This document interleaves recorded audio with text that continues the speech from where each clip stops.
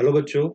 हम लोगों ने एटॉमिक स्ट्रक्चर में फर्स्ट लेक्चर कंप्लीट कर लिया था और अब आज बारी है फंडामेंटल पार्टिकल्स पढ़ने की। तो यहाँ से हम लोग स्टार्ट करने वाले हैं स्ट्रक्चर ऑफ एटम लेक्चर 2। ये 2025 के लिए भी आपके फायदेमंद में है और बोर्ड्स एग्जाम के लिए भी है। तो आइए स्टार्ट करते हैं। बात कर लेते हैं लास्ट लेक्चर की। लास्ट लेक्चर में हम लोगों ने पढ़ रखा है इलेक्ट्रॉन, प्रोटॉन एंड न्यूट्रॉन्स का कैलकुलेशन। किसी भी गिवन मॉलिक्यूल के लिए हम लोग कैसे उसमें पता लगाते हैं कि कितने number of electrons, neutrons, protons मौजूद हैं, उसका पता लगाना हमने जान लिया है। अब जो हमारी फोर्थ हेडिंग होगी, फोर्थ हेडिंग होने वाली है हमारी, दैट इज फंडामेंटल पार्टिकल्स के बारे में। ये देखिए हमारी दैट इज अगली हेडिंग जो है फंडामेंटल पार्टिकल्स के बारे में है। चलिए, रोमन में ये आ जाएगी थर्ड नंबर, वो थर्ड नंबर उसमें है मैथमेटिकल टूल में। चलिए, फंडामेंटल पार्टिकल्स में देख लेते हैं कि फंडामेंटल पार्टिकल में डिफिनीशन क्या है, क्या इसकी डिफिनीशन है, कैसे हम इसको परिभाषित कर सकते हैं कि फंडामेंटल पार्टिकल किसको कहेंगे। फंडामेंटल पार्टिकल वो होते हैं जिनको हम अदर पार्टिकल से मिलकर के बना नहीं सकते, सीधी डिफिनीशन है। Those particle which can not be formed by other particle named as fundamental particle. Clear है? चलिए, अब फंडामेंटल पार्टिकल कौन कौन से होते हैं। तो सबसे बेसिक आपका फंडामेंटल पार्टिकल जो सबसे पहला है वो है इलेक्ट्रॉन। इलेक्ट्रॉन को दिखाने का तरीका क्या होता था, ऐसे आप फिजिक्स में लिखते हो इलेक्ट्रॉन को, लेकिन यहाँ केमिस्ट्री में देखिए इलेक्ट्रॉन को कैसे लिखा गया है, -1। यानी जेड का नंबर क्या है, जेड मतलब एटॉमिक जिस पे चार्ज है वो -1 है, और इसका मास, क्योंकि इसका मास काफी कम होता है, इसका मास 9.1 10⁻31 किलोग्राम के आसपास होता है, तो उसको हम नियर अबाउट जीरो मान लेते हैं। दैट्स वाई इलेक्ट्रॉन को हम ऐसा शो करते हैं कि -1 चार्ज है। क्लियर? आइए इसके बारे में जो बातें गिवन है वो देखते हैं। पहला पॉइंट क्या कहता है कि ये फर्स्ट फंडामेंटल पार्टिकल है। इलेक्ट्रॉन आपका क्या है, फर्स्ट फंडामेंटल पार्टिकल है। और आर ए मिलिकिंस, मिल्किंस का आप लोगों ने ऑयल ड्रॉप एक्सपेरिमेंट पढ़ा है कि नहीं पढ़ा है, बताइए। आर ए मिलिकिंस ने सबसे पहले इस पे चार्ज की मात्रा को कैलकुलेट किया था कि इस पे कितना चार्ज होता है। तो उन्होंने ऑयल ड्रॉप एक्सपेरिमेंट किया था। ऑयल ड्रॉप एक्सपेरिमेंट की मदद से इन्होंने बताया था कि इलेक्ट्रॉन पे इतना चार्ज होता है। कितना होता है, उसकी वैल्यू क्या होती है वो देखिए। So electron as a basic fundamental particle having the charge -1.6 10 to the power -19 coulomb. बच्चे बच्चे को याद होगा, आप लोगों ने 9th से याद करना शुरू कर दिया होगा। मास ऑफ इलेक्ट्रॉन की बात करें, यहाँ सॉरी +1 लिखा गया है, यहाँ -1 होना चाहिए। ठीक है, तो इसको नहीं देखेंगे, ये -1 होना चाहिए। तो मास ऑफ इलेक्ट्रॉन की बात करें तो इसका मास होता है 9.1 10 टू द पावर -31 किलोग्राम, जो कि काफी काफी बहुत ज्यादा कम है। लेकिन फिजिक्स में और केमिस्ट्री में कैलकुलेशन में उपयोग में हम लाते हैं, अदरवाइज रिप्रेजेंटेशन में इस तरीके से लिखते हैं, है ना। तो इस बात का आप याद रखिएगा कि रिप्रेजेंटेशन में भले हम जीरो लिख देते हैं मास को, बट यहाँ पर जहाँ हमें कैलकुलेशन करते हैं, पढ़ते हैं, जहाँ न्यूमेरिकली इनकी वैल्यू रखनी ही है, तो वहां हम रख के अवश्य कैलकुलेट करते हैं। अब इसको एटॉमिक मास यूनिट में जब कन्वर्ट करते हैं तो इसकी वैल्यू आ जाती है 0.000546 एटॉमिक मास यूनिट। क्लियर? चलिए, फिलहाल आपको ये वैल्यू यहाँ पर जरूर याद करके रखनी है, इसका मास कितना होता है और इसका चार्ज कितना होता है। नेक्स्ट पॉइंट क्या है, स्पेसिफिक चार्ज की अगर हम बात करें, जो होता है चार्ज, यानी चार्ज किसका, इलेक्ट्रॉन का चार्ज अपॉन रेस्ट मास। यहाँ एम नॉट जो है, एम नॉट को मतलब रखा गया है, एम नॉट का मतलब है ये रेस्ट मास ऑफ इलेक्ट्रॉन है। तब जब इलेक्ट्रॉन मूव नहीं कर रहा है, रेस्ट रेस्ट मास है ना, rest mass of electron am not है। और ई आपका एलिमेंट्री चार्ज है, या कह सकते हैं डायरेक्टली कि charge on one electron. It determined by J J Thomson. किसने डिटरमाइन किया था बच्चों, जे जे थॉमसन ने किया था। कैसे किया था, इलेक्ट्रिकल और मैग्नेटिक फील्ड को अप्लाई करके। और इलेक्ट्रिकल मैग्नेटिक फील्ड को कैसे अप्लाई किया था मैं आपको थोड़ा सा बता देता हूं। यहाँ पर इलेक्ट्रिक फील्ड को इस तरीके से रखा गया था और मैग्नेटिक फील्ड को इस तरीके से रखा गया था। तो ये आपकी मैग्नेटिक फील्ड हो जाती है और इलेक्ट्रिक फील्ड हो जाती है, और इन दोनों के बीच जो एंगल था वो था 90 डिग्री। और इसमें फिर इलेक्ट्रॉन पर क्या निकाला गया, that is E by am not का रेशियो निकाला गया। तो जब ई बाई एम नॉट का रेशियो आया तो ये एक स्पेसिफिक वैल्यू आई। तो value of specific charge for electron कितनी आती है, वो आती है 1.758820 इंटू 10⁻11 कूलॉम पर किलोग्राम, है ना। मुझे 88 ही कहना चाहिए बट डबल हिट कह के, क्योंकि मुझे जल्दी पढ़ाना है। तो 1.758820 इंटू 10⁻11 किलोग्राम कूलॉम पर किलोग्राम होती है। ये वैल्यू आपको याद करनी है, ये वैल्यू डायरेक्टली याद कर सकते हो कि 1.7 इंटू 10⁻11 होती है। कूलम्ब पर किलोग्राम। इतनी बड़ी वैल्यू नहीं याद करनी। नेक्स्ट, आगे बात आती है कि इलेक्ट्रॉन का फॉर्मेशन होता कैसे, किस तरीके से हम इलेक्ट्रॉन को फॉर्म कर सकते हैं। तो आपने जाना है कि न्यूक्लियस होता है बीच में बच्चों, और न्यूक्लियस में क्या प्रेजेंट होते हैं, न्यूट्रॉन प्रेजेंट होते हैं और प्रोटॉन प्रेजेंट होते हैं। वहीं पर अगर हम बात करें कि एटॉमिक स्ट्रक्चर की, तो एटम्स में, एटॉमिक स्ट्रक्चर में जो किनारे किनारे प्रेजेंट होती हैं इस तरीके से, उनको शेल्स बोलते हो आप लोग, या क्या बोल देते हो बच्चों, इनको बोलते हो आप लोग ऑर्बिट्स। ऑर्बिट्स बोलते हैं या सेल बोलते हैं। इसमें क्या प्रेजेंट होता है, इलेक्ट्रॉन्स प्रेजेंट होते हैं, है ना। जैसे आपको पता है कि फर्स्ट ऑर्बिट में 2 इलेक्ट्रॉन होते हैं, फिर दूसरी ऑर्बिट में और ज़्यादा इलेक्ट्रॉन हो जाते हैं, फिर तीसरे में और बढ़ते हैं। इस तरह से इलेक्ट्रॉन्स का नंबर बढ़ता रहता है। फिलहाल हम बात कर रहे हैं कि ये इलेक्ट्रॉन्स जो हमारे पास हैं, इनका उद्भव कहाँ से होता है, इनकी ओरिजिन कहाँ से हुई है, कैसे ये बनते हैं। तो उसके लिए हमें ये पॉइंट्स देखने चाहिए। आपको पता चल जाएगा कि कैसे हम इलेक्ट्रॉन्स को फॉर्म कर सकते हैं। तो देखिए, इलेक्ट्रॉन्स कैसे बने हुए हैं, यहाँ पे बताया गया है कि डिसइंटीग्रेशन ऑफ न्यूट्रॉन। जब न्यूट्रॉन का डिसइंटीग्रेशन होता है, ये ब्रेक होते हैं। कहाँ पर ब्रेक होते हैं, जहाँ पाए जाते हैं वहीं पे ब्रेक होते हैं। तो न्यूट्रॉन्स न्यूक्लियस में पाए जाते हैं, जब इनका डिसइंटीग्रेशन करते हैं तो ये देते हैं बीटा पार्टिकल। बीटा पार्टिकल और बच्चों कुछ नहीं है, आपका इलेक्ट्रॉन ही है, ध्यान रखेंगे कि बीटा पार्टिकल क्या होता है, इलेक्ट्रॉन होता है। साथ में क्या आपको मिल जाता है, प्रोटॉन मिल जाता है। प्रोटॉन को आपको लिखना आता होगा 1H1, है ना, या डायरेक्टली इसको हम शॉर्ट में लिखते हैं P+, याद आ रहा है। इन दिस, इसमें होता क्या है बच्चों, इंपॉर्टेंट बात आप याद रखेंगे, जब ये प्रोसेस होती है, जब ये रिएक्शन होती है, तो चार्ज और मास जो है दोनों को दोनों कंजर्व रहता है। इसका मतलब क्या है, चार्ज और मास का मतलब, अगर हम कहना चाहें कि इनिशियल मास, अगर बोलें इनिशियल मास बराबर फाइनल मास, है ना, या चार्ज की बात करें तो चार्ज को अगर हम सी से रिप्रेजेंट करें यहाँ पर, या क्यू से रिप्रेजेंट करते हैं, चलिए, तो इनिशियल चार्ज बराबर आपका हो जाएगा फाइनल चार्ज। मतलब जितना चार्ज पहले था न्यूक्लियस में डिसइंटीग्रेशन होने से पहले, उतना ही चार्ज बाद में भी है। जितना मास पहले था उतना ही मास बाद में भी है। इसे बोलते हैं कंजर्वेशन ऑफ द चार्ज। तो ये नियम यहाँ पर फॉलो होता है इलेक्ट्रॉन के बनने में। लेकिन क्या नहीं फॉलो होता है, उसकी भी बात कर लेते हैं। स्पिन यहाँ पे नहीं कंजर्व रह जाती। Spin is not conserve, therefore a chargeless and massless particle anti neutrino is also emitted. आपको स्पिन पता है, नहीं पता है, बताइए भाई। आप लोगों को स्पिन पता होगा, इलेक्ट्रॉन जो है अपनी जगह पर इस तरीके से भी घूम सकता है बच्चों, है ना, इस तरीके से रोटेट कर सकता है। अगर ऐसे ऐसे रोटेट कर रहा है तो आप बोलोगे एंटी क्लॉक वाइज। और यहाँ पर कोई पार्टिकल अगर इस तरीके से घूम रहा है तो इसे बोलते हैं बच्चों क्लॉक वाइज, ठीक है। एंटी क्लॉकवाइज, क्लॉकवाइज, यानी स्पिन दोनों तरह से हो सकती है। तो स्पिन का कोई वो नहीं है, एंटी क्लॉकवाइज भी स्पिन आ सकती है, क्लॉकवाइज भी स्पिन हो सकती है। हम स्पिन के बारे में नहीं कह सकते कि स्पिन पहले हमारे पास पार्टिकल की ऐसी थी तो अब ऐसी हो जाएगी या ऐसी ही मिलेगी। इन दोनों में से कोई सी भी स्पिन प्राप्त हो सकती है, या दोनों हो सकती हैं दूसरे उसमें प्राप्त होने पे। इसलिए स्पिन कंजर्व नहीं रह जाती है ना। आप लोग याद रखिएगा कि spin is not conserve, therefore एक चार्जलेस और मासलेस पार्टिकल बनता है जिसका नाम है एंटी न्यूट्रोनो। ये साथ में निकलता है आपके इलेक्ट्रॉन और प्रोटॉन के साथ। अब आइए रिएक्शंस को देख लेते हैं, जो रिएक्शन आपको गिवन है, जिससे हमें पढ़ लेना है कि इसके बारे में क्या आगे बताया जा रहा है। यहाँ पे देखिए न्यूट्रॉन का सिंबल बना है ना। जेड की वैल्यू यहाँ पे क्या लिखी है, बोलेंगे आप लोग साथ में, 0। साथ में यहाँ पे एटॉमिक मास की, एटॉमिक मास इसका कितना दे रखा है, 1 बच्चों। यानी मास हमारे पास 1 है, यहाँ पे जेड वैल्यू 0 है। यहाँ पर आइए देखिए, ये आपको प्रोटॉन दे रखा है। प्रोटॉन के लिए लिखिए जेड की वैल्यू बच्चों, जेड है 1, एटॉमिक मास लिखिए इसका, हो जाएगा 1। इसी तरीके से यहाँ पर इलेक्ट्रॉन के लिए लिखिए, इसकी वैल्यू कितनी है, जेड की वैल्यू -1। यहाँ पे एटॉमिक मास की वैल्यू कितनी हो जाएगी, 0, है ना। और एंटी न्यूट्रोनो, ये एंटी न्यूट्रोनो को रिप्रेजेंट करने के लिए न्यू बनाते हैं, और न्यू के ऊपर बार लगा देते हैं इस तरीके से। इसे बार ऑफ न्यू या न्यू बार बोलते हैं, और ये सिंबल है आपका एंटी न्यूट्रोनो का।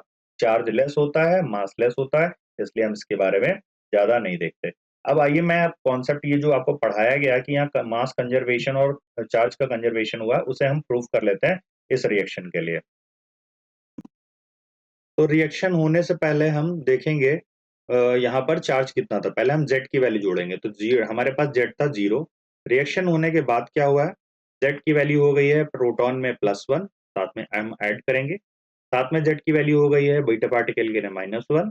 और यहाँ पर क्योंकि ये चार्जलेस और मासलेस है एंटी न्यूट्रॉन, तो इसका हम लोग चार्ज रख लेते हैं Z का 0। तो फाइनली हमारे पास जो कैलकुलेशन आ जाएगा, ये 1 है, ये -1 है। तो +1 -1 आपस में एक दूसरे को क्या कर देंगे बच्चों, कैंसिल कर देंगे ना। एक दूसरे को क्या कर देंगे, कैंसिल आउट कर देंगे। फाइनली 0 का क्या आ जाएगा, तो पहले 0 था, अब भी क्या रह गया? 0 रह गया। इससे यानी पता चल रहा है चार्ज क्या हो गया? कंजर्व हो गया। अब आइए इसी तरीके का कैलकुलेशन कर लेते हैं मास के लिए। पता चल जाएगा कि मास भी कंजर्व है। यहाँ पे देखिए मास का वैल्यू कितना दे रखा है, क्योंकि इस पे न्यूट्रॉन है, न्यूट्रॉन पे चार्जलेस पार्टिकल होता है, लेकिन इसका मास दे रखा है। तो यहाँ पे इसकी मास की वैल्यू कितनी है? 1 है। ठीक है, रिएक्शन से पहले डिसइंटीग्रेट हुआ है। डिसइंटीग्रेशन के बाद क्या बनाया इसने? यहाँ पर प्रोटॉन के लिए मास बना हुआ है यहाँ पे 1, साथ में ऐड करते हैं। बीटा पार्टिकल पे मास हमने लिया है 0, एंटी न्यूट्रिनो चार्जलेस मासलेस होता है तो 0। तो 1 का फिर से क्या मिला हमें? 1 का फिर से हमें मिला, यानी रिएक्शन होने के बाद 1। इसका मतलब जितना मास था उतना ही रिएक्शन में रहा, तो मास का भी कंजर्वेशन हो गया, चार्ज का भी कंजर्वेशन हो गया। लेकिन बच्चों यहाँ पर स्पिन जो है वो कंजर्व नहीं रह पाई। दैट्स वाई हमें चार्जलेस मासलेस पार्टिकल मिला, जिसे हम कहते हैं एंटी न्यूट्रिनो। समझ में आया क्या? बिल्कुल समझ में आ रहा होगा। चलिए, अब एंटी न्यूट्रिनो का जो पार्टिकल होता है, जस्ट अपोजिट पार्टिकल, उसे कहते हैं न्यूट्रिनो। अब ये न्यूट्रिनो कहाँ मिलता है, यहीं पर हम लोग जान लेते हैं। तो ये न्यूट्रिनो पार्टिकल को दिखाने का तरीका क्या होता है? सिंबल देख लीजिए, इसको कहते हैं न्यू। बस न्यू बनाएंगे तो न्यूट्रिनो, और न्यूट्रिनो के ऊपर अगर ऐसे लगा देंगे तो एंटी न्यूट्रिनो। ठीक है, तो न्यू लगा करके हम न्यूट्रिनो को देखते हैं। न्यूट्रिनो कहाँ बनता है वो देखिए। आपके पास प्रोटॉन होता है, बताइए प्रोटॉन कहाँ होता है? न्यूक्लियस के अंदर होता है। जब प्रोटॉन डिसइंटीग्रेट करता है तो बनता है आपके पास एक न्यूट्रॉन, साथ में बनता है एक पॉजिट्रॉन, है ना? अभी बोलोगे सर पॉजिट्रॉन क्या होता है? तो पॉजिट्रॉन आपका इलेक्ट्रॉन का बीटा पार्टिकल का जस्ट अपोजिट पार्टिकल है। It is the anti particle of the electron. तो यहाँ पर जब पॉजिट्रॉन बनता है, फिर वही बात है कि चार्ज का कंजर्वेशन होगा, हाँ सर होगा। मास का कंजर्वेशन होगा, होगा। आप इस तरीके से कैलकुलेट करके देख सकते हैं। लेकिन स्पिन कंजर्व नहीं रह पाएगी। स्पिन जब कंजर्व नहीं रह पाएगी तो यहाँ पर फिर एक चार्जलेस और मासलेस पार्टिकल बनेगा, जिसको हम लोग जानते हैं बच्चों न्यूट्रिनो के नाम से। क्लियर है? बताइए कॉन्सेप्ट। अगर क्लियर ना हो तो आप लोग कॉन्सेप्ट को फिर से यहाँ पर हमारे कमेंट कमेंट सेक्शन बॉक्स में लिख करके दे सकते हैं कि सर हमें ये प्रॉब्लम नहीं आ रही, ये प्रॉब्लम आ रही है और ये प्रॉब्लम नहीं आ रही है ना? अपने क्वेश्चंस भी आप बता सकते हैं। हमारे टेलीग्राम चैनल पे मैं लिंक दे दूंगा, वहां पर जा करके आप ग्रुप में अपनी प्रॉब्लम को शेयर कर सकते हैं। फिर उसका सॉल्यूशन मैं आपको प्रोवाइड कर दूंगा। चलिए आगे देखते हैं हम लोग। अब बात कर लेते हैं पॉजिट्रॉन क्या होता है। तो बच्चों पॉजिट्रॉन क्या है ये जानिए। It is the anti particle of the electron. Anti particle of the electron का मतलब क्या है? ये बीटा पार्टिकल का जस्ट होता है opposite, and has a brief existence. कितनी देर के लिए होता है? ओनली 10⁻⁸ सेकंड तक दिखता है, उसके बाद खत्म। सोचिए कितनी कम देर के लिए बनता है ये। इसका भी चार्ज और मास सेम होता है एज ऑफ इलेक्ट्रॉन। यहाँ पे याद कर लेंगे कि एकदम चार्ज और मास एज सच सेम होगा, इलेक्ट्रॉन के जैसा ही। उसके बाद देख लेते हैं। तो सेम बोल रहा है ना, सेम का मतलब समझ रहे हो ना? यहाँ पर अपोजिट देखिए, चार्ज देखिए +1 आया है, बीटा पार्टिकल पे -1 आता है और इस पे +1। नेचर नहीं कह रहा, नेचर सेम नहीं बता रहा है बच्चों, यहाँ सेम कह रहा है। सेम का मतलब समझते हो? मैग्नीट्यूड ऑफ द चार्ज बराबर है। पता चले आप नेचर भी सेम कर दो, नहीं, नेचर जस्ट अपोजिट होता है। इस पे -1 तो इस पे +1 आता है। मैग्नीट्यूड बराबर होता है, मतलब चार्ज का जो वैल्यू है 1.6 10⁻⁻19 कूलॉम, उस पे प्लस में पॉजिट्रॉन के लिए प्लस में आएगा, इसमें निगेटिव में आएगा। इसी तरीके से मास इलेक्ट्रॉन के लिए होता है 9.1 × 10⁻31 किलोग्राम। यहाँ पर भी मास 9.1 × 10⁻31 किलोग्राम के बराबर आएगा। क्लियर है बात? चलिए अब प्रोटॉन के लिए देख लेते हैं कि प्रोटॉन क्या है। तो प्रोटॉन एक लाइटेस्ट, स्मॉलेस्ट और पॉजिटिव पार्टिकल है ना?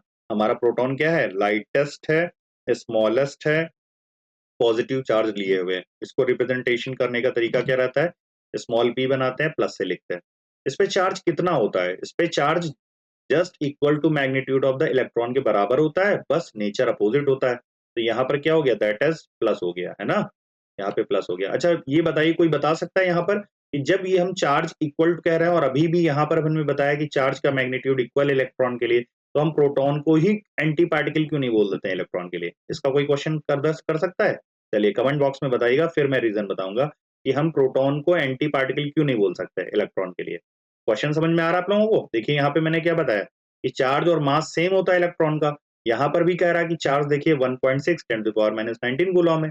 इतना ही तो चार्ज होता है ना इलेक्ट्रॉन पे, तो हम प्रोटॉन को एंटी पार्टिकल क्यों नहीं कह देते? पॉजिट्रॉन को क्यों बोलते हैं इलेक्ट्रॉन के लिए एंटी पार्टिकल? तो इसका आप लोग कमेंट बॉक्स में आंसर दीजिएगा, और जब जब नहीं सही दे पाएंगे तो मैं आपको बता दूंगा। ठीक है, चलिए मास देख लेते हैं प्रोटॉन का। तो मास होता है 1.67 262 into 10 the power minus 27 kilogram, और एटॉमिक मास में जब इसको बदलते हो तो होता है 1.00727 एटॉमिक मास यूनिट। ठीक है, चलिए अब हम ले लेते हैं इसका रेशियो। अगर हम मास ऑफ प्रोटॉन को डिवाइड करते हैं, किससे डिवाइड करते हैं सर?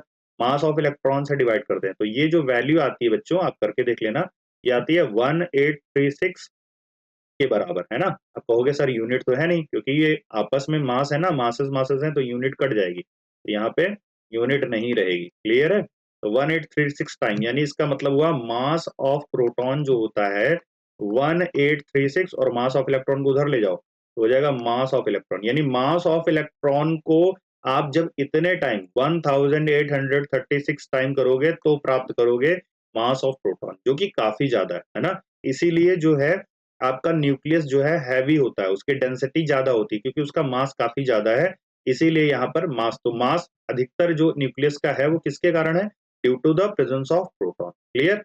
चलिए अब आगे देखते हैं, एंटी प्रोटॉन के बारे में बात करते हैं कि एंटी प्रोटॉन क्या होता है। तो ये प्रोटॉन का एंटी पार्टिकल है बच्चों। एंटी, एंटी का मतलब जस्ट अपोजिट, प्रोटॉन का जस्ट अपोजिट पार्टिकल है। इसका चार्ज, मास, स्पिन सबका सम सेम होता है प्रोटॉन के जैसा, लेकिन बच्चों नेचर कैसा होता है? अपोजिट होता है चार्ज का। क्लियर? इसको एंटी प्रोटॉन बोल रहे हैं। तो बताइए यहाँ पर कितना था? 1.6 10⁻⁻19 कूलम होता है, तो यहाँ चार्ज कितना हो जाएगा? 1.6 माइनस का इंटू 10⁻⁻19 किलोग्राम, लेकिन मास वही रहेगा। मास कितना था? 1.67 इंटू 10⁻⁻27 किलोग्राम।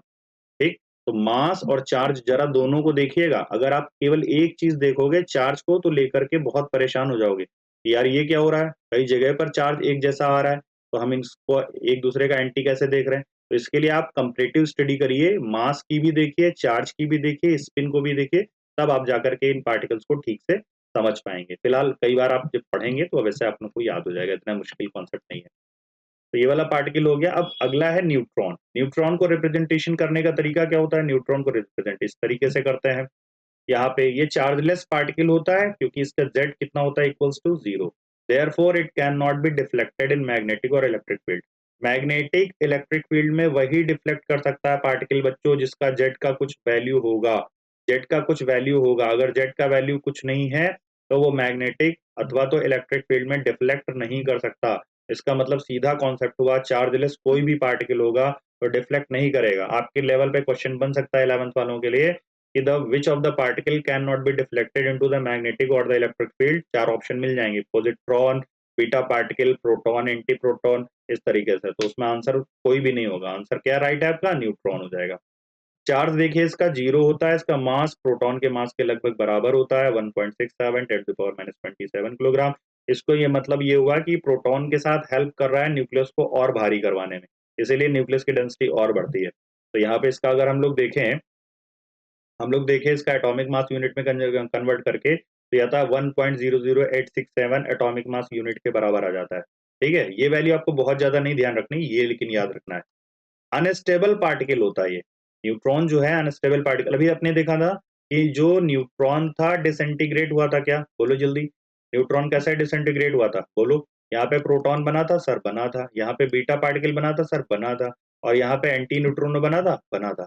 तो ये डिसइंटीग्रेट हो जाता है, कितनी देर में हो जाता है? आपने न्यूट्रॉन रखा, केवल और केवल 12.8 मिनट तक बचेगा, उसके बाद तुरंत ये डिसइंटीग्रेट होगा और यहाँ पर ये बनाएगा। और अपना मान लीजिए, और इसकी हाफ लाइफ ही इसी के बराबर होती है, मतलब टी हाफ।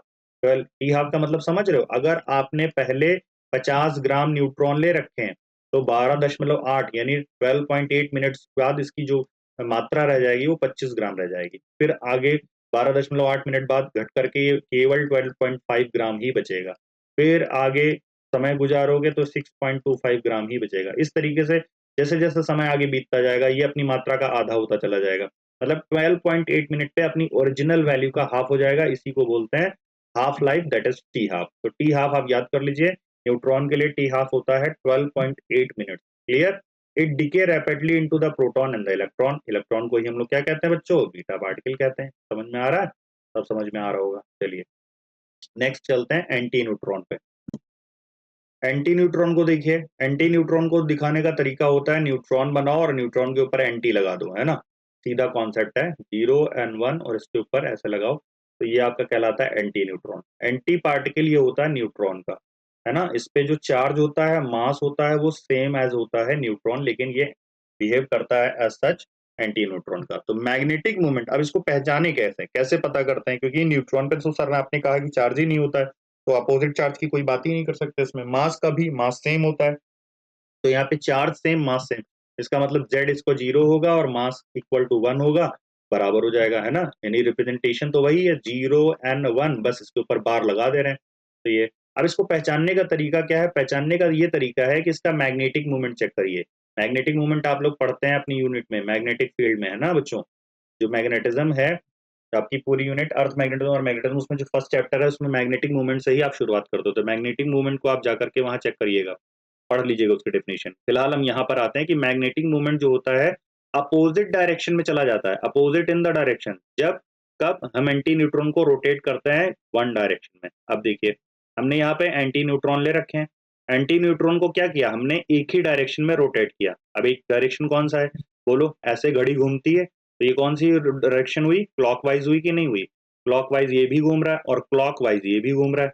जब क्लॉकवाइज क्लॉकवाइज घुमाता है तो पता चलता है कि एंटी न्यूट्रॉन का जो मैग्नेटिक मूवमेंट है, देखिए इधर की ओर चला गया, ये लेफ्ट की ओर, और ये चला गया बच्चों राइट की ओर।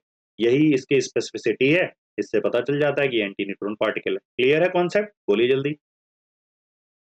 अब हमने फंडामेंटल पार्टिकल को खत्म कर लिया, अब हमारा न्यू कॉन्सेप्ट फिर से आ जाता है, नए कॉन्सेप्ट पे आ जाते हैं। फंडामेंटल पार्टिकल पढ़ना बहुत जरूरी था, उसे हमें पता चल गया। अब अगला कॉन्सेप्ट है हमारे पास फोटोन का या क्वांटम का। तो फोटोन को बहुत दिन से आपने लोगों ने देखा होगा, एक फोटोसिंथेसिस की रिएक्शन ले लेते हैं। फोटोसिंथेसिस रिएक्शन में आप लोग करते क्या बच्चों?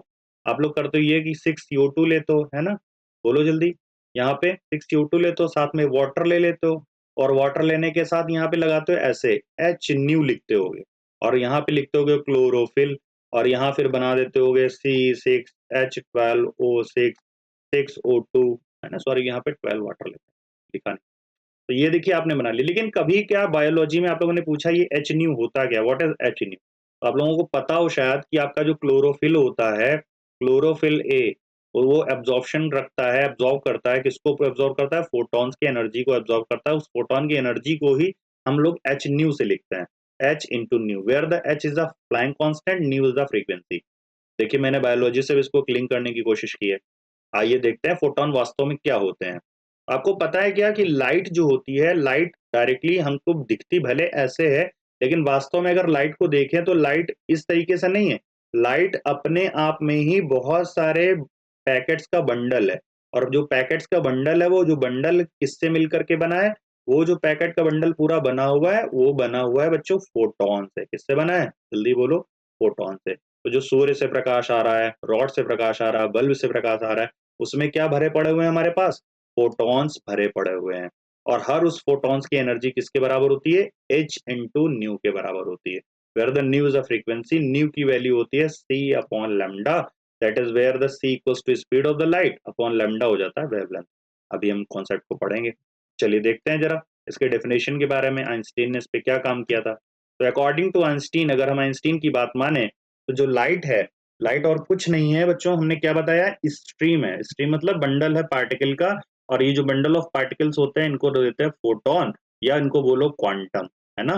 क्वांटम एक प्लूरल वर्ड है, सिंगुलर के लिए हम लोग वर्ड यूज करते हैं क्वांटा, सॉरी, क्वांटम एक प्लूरल सिंगुलर वर्ड है, अगर हम लोग प्लूरल यूज करेंगे तो क्वांटा लिखते हैं ना, चार्ज क्वांटाइज्ड कर जाता है, आपको पता होगा, ऐसा लिखते हैं हम लोग ना, तो क्वांटा इस शब्द यहाँ पर यूज करते हैं। फिर उसके बाद देखिए, all electromagnetic radiation propagate in form of energy bundle. जितने भी आपके पास ईएम रेडिएशन होते हैं, अभी ईएम रेडिएशन के मैं आपको नाम बता दूंगा, यहाँ पे जितने भी इलेक्ट्रोमैग्नेटिक रेडिएशन होते हैं, सबके सब एनर्जी बंडल के फॉर्म में चलते हैं, या एनर्जी पैकेट्स के फॉर्म में चलते हैं, इन्हीं को हम क्वांटम कहते हैं। दैट इज, ठीक से बोले तो H new. A quantum is smallest unit of radiant energy. जो भी आपके यहाँ रेडिएशन आता है ना, जो भी इलेक्ट्रोमैग्नेटिक रेडिएशन आपके यहाँ आ रहा है ना, चाहे सूर्य के प्रकाश से आ रहा हो, चाहे किसी भी चीज से आ रहा हो, किसी भी प्रकार की किरणों से आ रहा हो, वेव से आ रहा हो, तो वहां से जो इलेक्ट्रोमैग्नेटिक रेडिएशन आता है, हमेशा वो क्वांटम के फॉर्म में ही चलता है। जो कि एग्जिस्ट करता है, इसका एग्जिस्टेंस इंडिपेंडेंटली होता है, स्वतंत्र रूप से होता है, ये वाकई में एग्जिस्ट करता है। तो आइए फॉर्मूला देख लेते हैं। तो क्वांटा की एनर्जी, जो क्वांटम की एनर्जी है, वो होती है h into new times. h Planck constant होता है और न्यू आपकी फ्रीक्वेंसी होती है। उसके बाद देखते हैं, न्यू की वैल्यू पुट कर देते हैं, तो ये फॉर्मूला बन जाता है आपका h इंटू सी अपॉन लेमडा के बराबर, जहां पे लेमडा क्या है बच्चों, लेमडा आपकी है वेवलेंथ। क्लियर है कॉन्सेप्ट? बोलिए। तो यहाँ पर वेवलेंथ, अच्छा ये रिलेशन आप लोगों ने तो पहले पढ़ रखा है ना, किन किन बच्चों ने नहीं पढ़ा जरा बताएंगे। Nu inversely proportional to lambda, इसका मतलब समझते हो क्या? समझ में बात आती है ना, कि अगर फ्रीक्वेंसी बढ़ाओगे तो वेवलेंथ क्या कर जाएगी बच्चों, गिर जाती है ना। आप लोगों ने पढ़ा भी होगा वेब-ग्योर, ऐसा कुछ पढ़ा है क्या कॉन्सेप्ट? वेब-ग्योर में जब आप ऐसा लिखते हो, वेब-ग्योर में क्यों वेब-ग्योर लिखा जाता है? क्योंकि इधर की ओर चलने पे, लेफ्ट टू राइट चलने पे हमारी वेवलेंथ बढ़ती है, और वेवलेंथ अगर बढ़ रही है, रेड के लिए वेवलेंथ सबसे ज्यादा होती है, तो वेवलेंथ अगर रेड के लिए सबसे ज्यादा है, तो जहाँ पे फ्रीक्वेंसी अगर हम देखें, तो फ्रीक्वेंसी सबसे क्या हो जाएगी बच्चों, मिनिमम हो जाएगी। इस कॉन्सेप्ट को याद रखिएगा कि फ्रीक्वेंसी और वेवलेंथ का रिलेशन इनवर्स होता है। फिलहाल आप लोग स्मार्ट बच्चे हैं, आप लोगों को पता होगी। अगले कॉन्सेप्ट पे हम लोग चलते हैं। यहाँ पे आगे क्या बताया जा रहा है क्वांटा के बारे में। The energy radiated and absorb by a body is always integral, multiple और क्वांटाइज्ड फॉर्म होती है। जो एनर्जी रेडिएट करती है कोई भी बॉडी, या भी कोई सेलेस्टिकल बॉडी है, या किसी भी प्रकार से एनर्जी उसमें से इमिट हो रही है, तो जो रेडिएशन हो रहा है या रेडिएशन को एब्जॉर्ब किया जा रहा है किसी भी बॉडी के द्वारा, वो ऑलवेज इंटीग्रल मल्टीपल होता है। इंटीग्रल का मतलब समझते हो ना, इंटीग्रल मतलब कंप्लीट नंबर, ऐसा नहीं फ्रैक्शन। इंटीग्रल मतलब एन की वैल्यू हो सकती है 0, 1, 2, 3, 4, इसे बोलते हैं। या इसी को कहते हैं कि क्वांटाइज्ड कर गया है, क्वांटाइज्ड फॉर्म है। क्वांटा एक प्लूरल वर्ड होता है, इसका सिंगुलर वर्ड होता है क्वांटम और फोटोन, है ना, जो हम लोग ऊपर पढ़ चुके हैं। यहाँ पे आप देखिए E इक्वल्स टू क्या क्या आ सकता है बताओ। यहाँ पे अगर हम लोग इस फॉर्मूले में क्या करें, E इक्वल्स टू हम लोग पुट कर दें, अगर आप कह रहे हो ना कि यहाँ पर इंटीग्रल मल्टीपल होता है, तो हम कह सकते हैं n into h c by lambda. और अगर इंटीग्रल की वैल्यू 0 कर दें तो E की वैल्यू क्या आ जाएगी, 0। n की वैल्यू 1 डाल दें तो एच न्यू आ जाएगी, n की वैल्यू 2 डाल दो तो H twice of H new, thrice of H new, 4। इस तरीके से वैल्यू बढ़ जाएगी। या इसको ऐसे बोल सकते हो, h c by lambda, 2hc by lambda, 3hc by lambda, 4hc by lambda, 5hc by lambda, 10hc by lambda, कोई दिक्कत नहीं है। ठीक है, अब आगे चलते हैं। जैसे जैसे टेम्परेचर हम रेज करते जाते हैं, higher proportion of short wavelength is generated and intensity increases. अभी हम आपको एक ग्राफ दिखाने जा रहे हैं, इस ग्राफ के बारे में बात हो रही है कि जैसे जैसे आप टेम्परेचर बढ़ाओगे तो higher proportion of short wavelength बनेगी, जनरेट होगी, और इंटेंसिटी उसकी बढ़ती चली जाएगी। फिर आगे रेडिएशन की इंटेंसिटी के बारे में क्या लिखा हुआ है, intensities of radiation of different wavelength emitted by hot body depend upon its temperature. Hot body का जो रेडिएशन की वेवलेंथ है, वो किस पे डिपेंड करता है, बॉडी के टेम्परेचर पे। Objects made of different material kept at different temperature emit different amount of radiation. ये आप याद कर लीजिए, बहुत इंपॉर्टेंट बात लिखी हुई है कि जो ऑब्जेक्ट्स होते हैं अगर वो डिफरेंट मटेरियल के बने हुए हैं और उनको हम डिफरेंट टेम्परेचर पे रखते हैं, तो उनमें से जो रेडिएशन है वो डिफरेंट डिफरेंट अमाउंट का निकलेगा, मतलब उनकी कुल मिलाकर के वेवलेंथ भी अलग अलग होगी, उनकी इंटेंसिटी भी क्या होगी बच्चों, अलग अलग होगी। चलिए आइए देख लेते हैं यहाँ पर। ये ग्राफ आप लोगों ने फिजिक्स में भी पढ़ा होगा, आप लोगों ने फिजिक्स में पढ़ा होगा, वहां पर मैं बता देता हूँ। हीट वाली यूनिट में, हीट वाली यूनिट में हम लोग इसको देखते हैं। तो देखिए यहाँ पर रेडिएशन हो रहा है, तो रेडिएशन में देखिए क्या दिखता है आपको। यहाँ पे हमने एक्स एक्सिस पे, ये एक्स एक्सिस है, एक्स एक्सिस में हमने ले रखा है वेवलेंथ, दैट इज लेमडा को वैल्यू, और यहाँ पर हम लोगों ने ले रखी है इंटेंसिटी, है ना। अब देखते जाइए जरा, T1 पहले है और T2 बाद में है, ठीक है। हमसे क्या जा रहा है, कहा जा रहा है कि रेडिएशन आप इंटेंसिटी को बढ़ाइए, सॉरी टेम्परेचर बढ़ाइए। तो जब हम टेम्परेचर को इंक्रीज करते हैं, देखिए टेम्परेचर को पहले हमने टेम्परेचर इतना रखा था, ठीक है, तो ये ग्राफ मिला था यहीं तक, ये देखिए ये ग्राफ ऐसे जा रहा है। इसका, इसकी जो ऊंचाई है, हाइट है, बस इतनी है, इतना हमें मिला। लेकिन टेम्परेचर जैसे ही हमने बढ़ाया बच्चों, टेम्परेचर जैसे ही बढ़ाया, देखिए ग्राफ का यहाँ से कितनी ज्यादा इंटेंसिटी बढ़ गई, है ना। इंटेंसिटी बढ़ी कि नहीं बढ़ी, जल्दी बताइए। और इंटेंसिटी जब बढ़ी है तो ये भी आप देख सकते हैं, जो कर्व है आपका किधर की ओर शिफ्ट हुआ है, जो पीक है जिसे बोलते हैं पीक, ये पीक किधर की ओर शिफ्ट हो रहा है, क्या राइट शिफ्ट हो रहा है या लेफ्ट? तो आप लोग सर बोलेंगे कि लेफ्ट शिफ्ट हुआ है ना। क्लियर है? तो यहाँ पे लेफ्ट की ओर शिफ्टिंग हुई है पीक की, तो पीक जो है लेफ्ट शिफ्ट होता चला जाता है। दैट्स व्हाई यहाँ पे देखिए लिखा है T2 is greater than T1। अब यहीं पर अगर T3 भी एक होता और एक हमें और बनाना होता तो वो भी ओरिजिन यहीं से स्टार्ट होती, लेकिन उसका पीक यहीं कहीं आ जाता है बच्चों, यहीं कहीं आ जाता पीक, और ये जाके ऐसे गिरता। तो ये पीक अगर हम बनाते तो यहाँ पे और मिल जाता है ना? इसी तरह से एक और ग्राफ बनाया जा सकता था। तो जैसे जैसे आप टेम्परेचर रेज करते जाओगे, इंटेंसिटी की वैल्यू बढ़ती चली जाएगी और इंटेंसिटी की वैल्यू आपको इधर की ओर मिलती चली जाएगी। क्लियर है कॉन्सेप्ट? और इधर की ओर आपका क्या बढ़ता जाएगा? वेवलेंथ बढ़ता जाएगा। तो टेम्परेचर बढ़ाओगे, वेवलेंथ बढ़ेगी, इंटेंसिटी इधर की ओर बढ़ेगी। इस तरीके का आपको ग्राफ मिल जाएगा। आपसे टेम्परेचर के में मोस्टली ये पूछा जाता है, बताओ T2 की वैल्यू जाती है कि T1 की वैल्यू जाता है, तो आपको डायरेक्टली देख करके बताना है, क्योंकि यहाँ से पहचानने में नहीं मिलता है। ऐसा लगता है कि हाँ T2 कम था और T1 ज्यादा था, क्योंकि T1 आगे मिल रहा है। तो मैंने आपको बता दिया पीक जो है यहाँ पर ग्राफ में किधर की ओर शिफ्ट हुआ है, लेफ्ट की ओर पीक शिफ्ट हो रहा है, इंटेंसिटी की वैल्यू बढ़ती है। और अगर मटेरियल डिफरेंट ले लेते हैं तो रेडिएशन में जो उसमें टेम्परेचर है, फिर उसका रेडिएशन भी अलग अलग आता है, यानी फिर अलग अलग वैल्यू भी आएगी। तो ये जो ग्राफ बने हैं ये अलग अलग मटेरियल के लिए बने हुए हैं। समझ में बात आ रही है? जो तीनों ग्राफ बने हैं इसका मतलब ये अलग अलग मटेरियल के बने हैं। अगर सेम मटेरियल होता है और सेम टेम्परेचर पे रखते हैं तो ग्राफ सबका कैसा आता है? सबका ग्राफ ऐसे ही आ जाता है। ठीक है, अगर सेम मटेरियल सेम टेम्परेचर होता है तो सबका ग्राफ केवल ऐसे आना चाहिए था। इस तरीके से तीन ग्राफ हमें नहीं मिलते। तो याद रखिएगा, एक्स एक्सिस पे वेवलेंथ को लेते हैं और वाई एक्सिस पे क्या लेते हैं बच्चों? वाई एक्सिस पे लेते हैं हम लोग इंटेंसिटी को। अब अगले फिर कोई कॉन्सेप्ट आता है उसको देखते हैं। एक क्वेश्चन आता है कि स्टेबल अनस्टेबल पार्टिकल बताइए। तो स्टेबल पार्टिकल होते हैं electron, positron, proton, anti proton, neutrino, anti neutrino, proton. कहाँ तक अगर आप याद करोगे? सबसे अच्छा तरीका है आप अनस्टेबल पार्टिकल याद कर लो, केवल दो ही होते हैं, है ना? एक होता है न्यूट्रॉन, एक दूसरा इसका भाई एंटी न्यूट्रॉन, है ना? न्यूट्रॉन को देख लीजिए, इसकी वैल्यू मैंने बता दी, 12.8 मिनट्स के लिए होता है, उसके बाद हाफ हो जाता है। तो न्यूट्रॉन एंटी न्यूट्रॉन को याद रखिए अनस्टेबल, इसके अलावा जो भी स्टेबल पूछा जाए सब लगा दीजिए।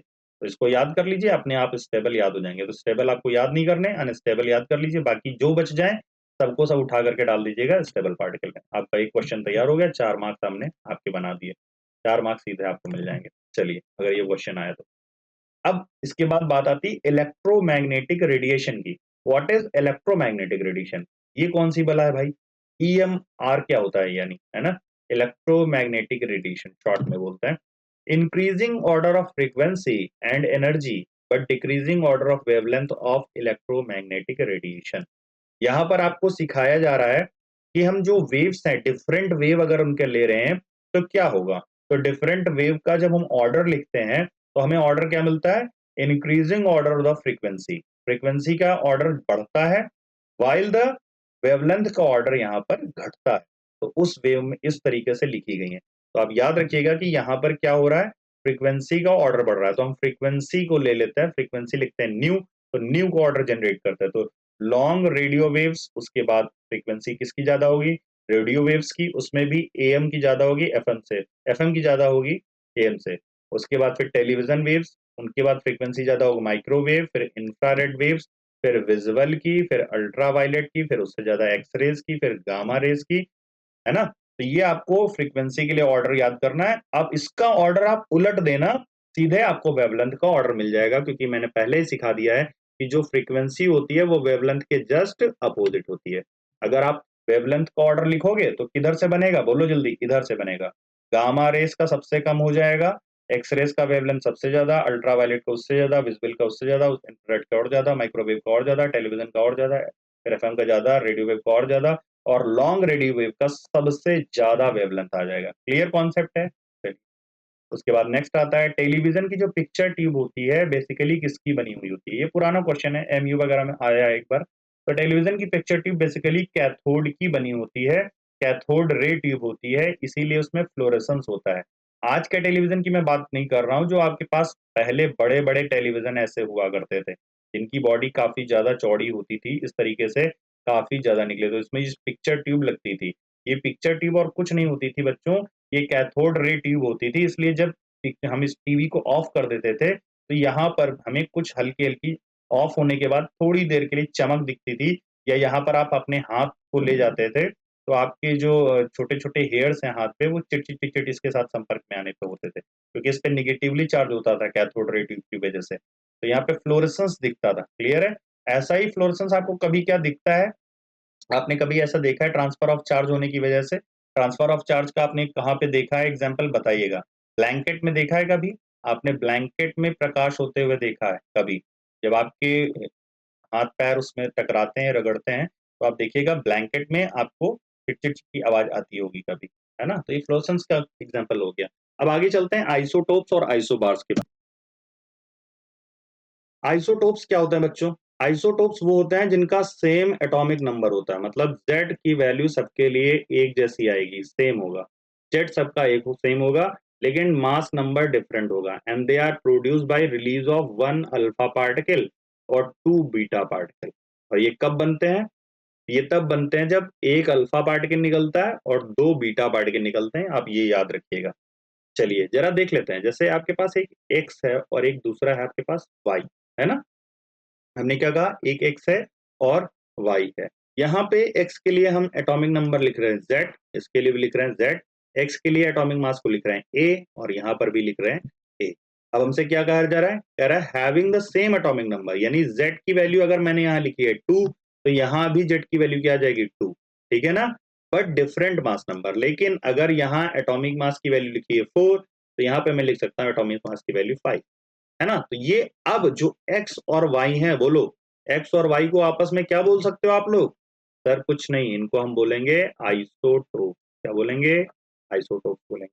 तो आपने क्या कभी पढ़ा है, हाइड्रोजन के 3 आइसोटोप होते हैं। हाइड्रोजन के 3 आइसोटोप होते हैं, एक होता है 1H1, एक होता है 1H2 और एक होता है 1H3। आप जानते भी होंगे इनको क्या कहते हैं, 1H1 को प्रोटियम, 1H2 को ड्यूटेरियम और ट्राइटियम। एक क्वेश्चन मैं आपसे पूछ रहा हूँ, 1H2 का प्रयोग कहाँ करते हैं, ड्यूटेरियम का क्या प्रयोग है, कहाँ पे करते हैं? क्या आपने कभी ये पढ़ा है D2O? What is D2O? इसका जरा उपयोग बताइएगा, ये D2O का कहाँ करते हैं? कमेंट बॉक्स में सेक्शन में लिखिए D2O का प्रयोग क्या है और कहाँ पे आपने इसको पढ़ा है। चलिए उसके बाद देख लेते हैं ट्राइटियम। ट्राइटियम जो है एक प्रकार का रेडियो एक्टिव आइसोटोप है हाइड्रोजन को, ये बीटा पार्टिकल को इमिट करेगा। बीटा पार्टिकल बोले तो यानी इलेक्ट्रॉन को इमिट करने वाला पार्टिकल होता है। जरा देख लेते हैं कैसे इस तरीके से इसका इमिशन होता है। ये आपका ट्राइटियम है 1s3, यहाँ पर देखिए क्या बना आपका, हीलियम देता है, ये हीलियम बना देता है ट्वाइस ऑफ He3 दे करके, और साथ में बीटा पार्टिकल को इमिट कर देता है, ठीक है। यहाँ पे देखिए हीलियम का इसने क्या दिया है, वैसे हीलियम आपका जो होता है, हीलियम का फॉर्मूला होता है ट्वाइस ऑफ H और यहाँ 4 लगाते हैं, तो ये हीलियम, लेकिन ये हीलियम क्या क्या दे रहा है, कुल मिला के कह सकते हैं एक प्रकार का आइसोटोप बना दे रहा है यहाँ पे, ठीक है। तो आइसोटोप से यहाँ पे आइसोटोप बन रहा है, तो 1H3 से ट्वाइस ऑफ He3 बना, साथ में बीटा पार्टिकल बन जाता है। याद ये रखना है कि ट्राइटियम एक प्रकार का रेडियो एक्टिव आइसोटोप है हाइड्रोजन का, जो कि बीटा पार्टिकल इमिट कर सकता है।